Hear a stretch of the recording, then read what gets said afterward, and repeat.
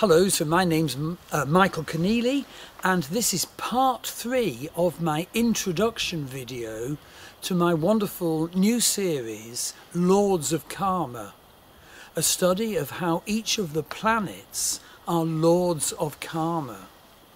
So basically part 1 looked at the concepts of karma and planets.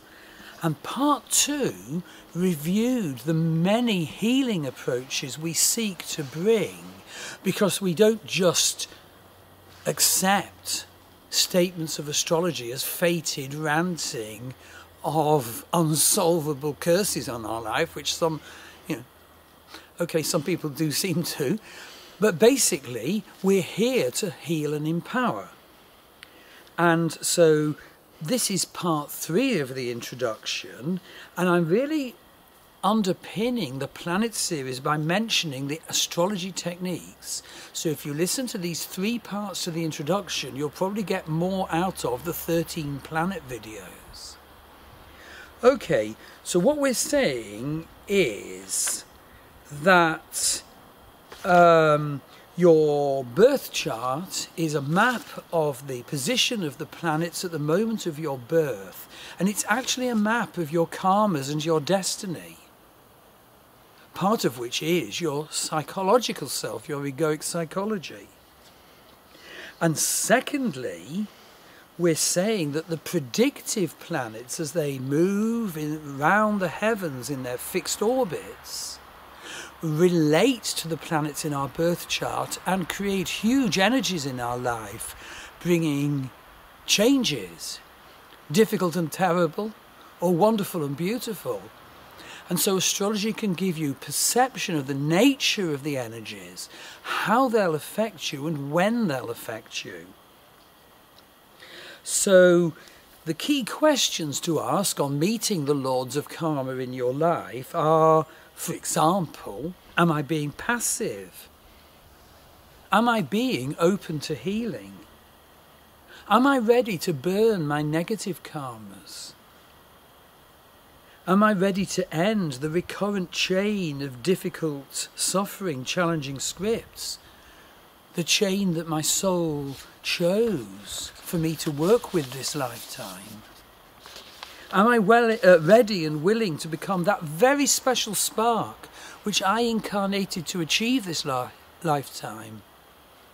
Perhaps building on a previous lifetime of ours, bringing his skills through into this life.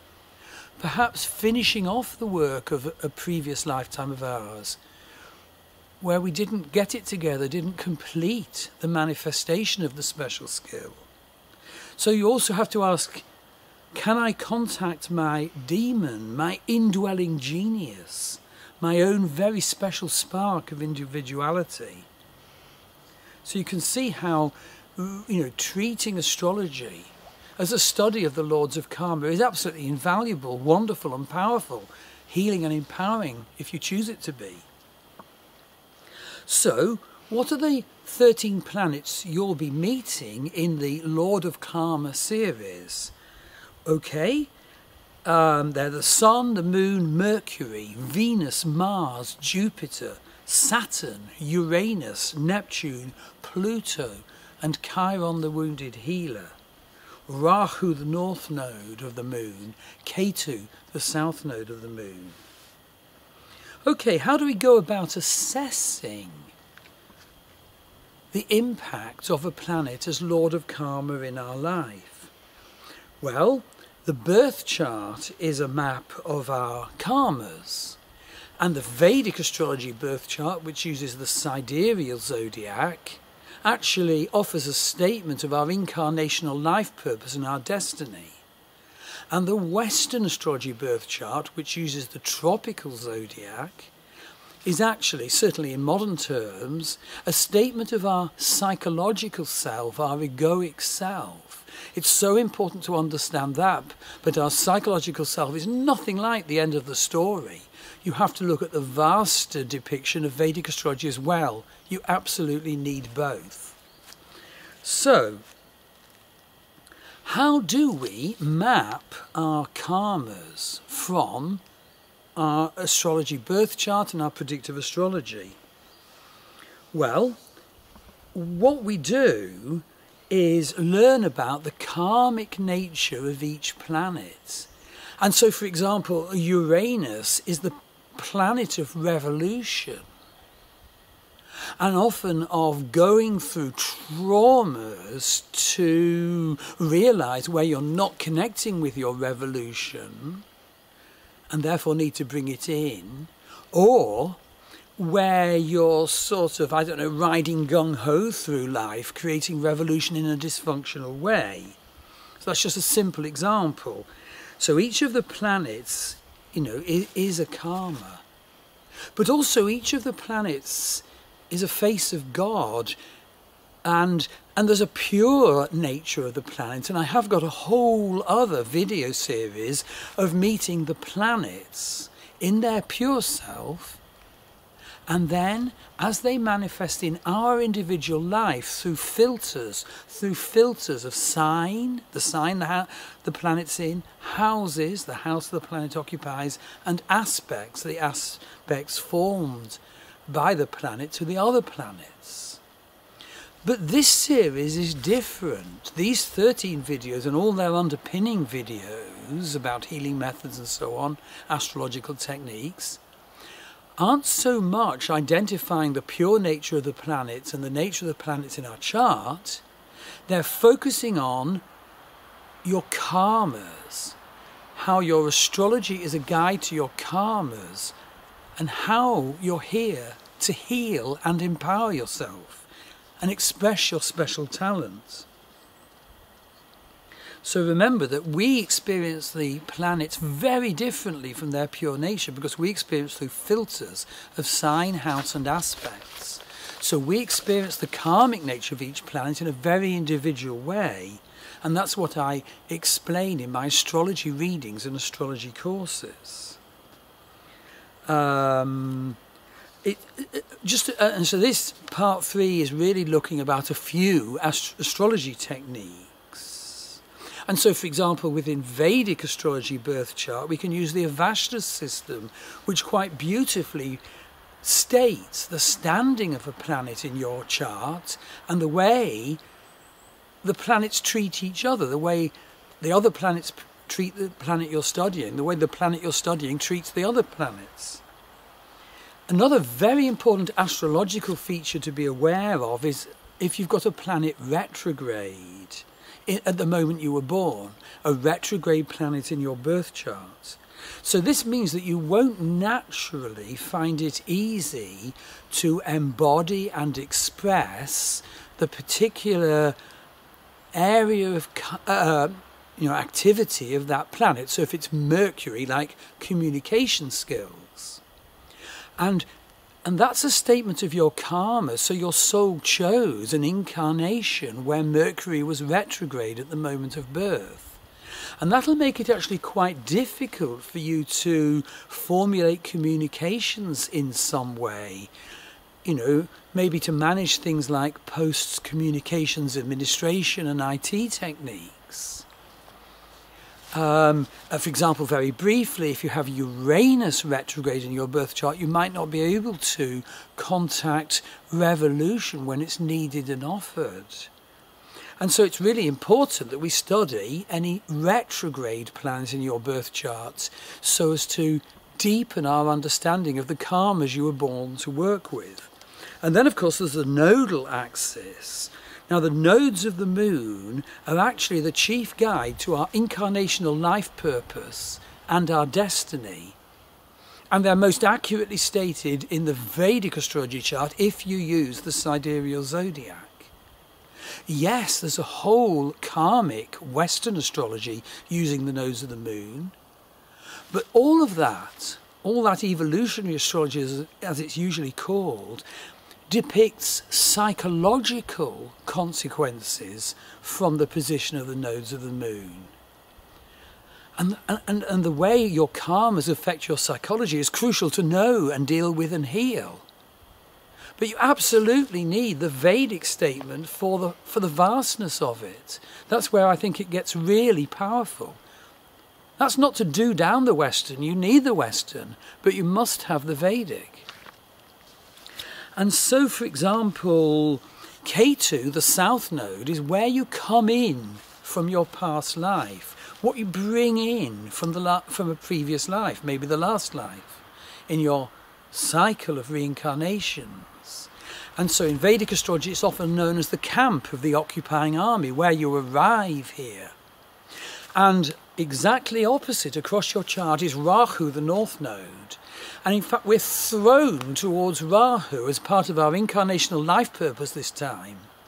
But both the nodes, in a sense, they have in Vedic astrology, a demonic energy, a driven energy, quite dreadful energy. And so unless you purify your Rahu of its driven energy and its surrounding illusions or delusions or even dark associations, you never get to your destination. But your destination in this life is defined by the position of Rahu, by sign, house and aspect. So the North Node is defined as your destination. Ketu, the South Node, is defined as what you bring in from previous life, unfinished tasks, problems maybe. And the energy of Ketu is quite terrible. It causes all sorts of problems when it's activated, for example, by being in a Ketu predictive period or a Ketu transit. But this is designed to put us on course for dealing with past life scripts so as to enable us to manage our life better and to move towards the destination declared by Rahu. So planets conjunct the nodes of the moon become very karmically affected in our Vedic birth chart and in our life. So, for example, if you have Mercury conjunct Ketu, the South Node, you might have much more difficulties around communication.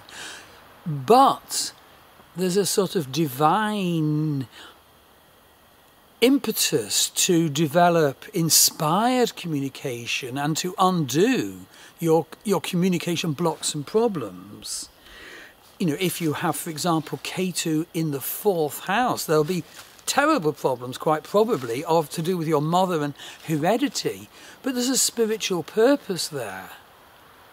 Now, obviously, if you have Ketu in the 4th house, you'd have Rahu in the 10th house of career and standing in the world. So to make up from the fact that problems in your mothering, you might seek career success, to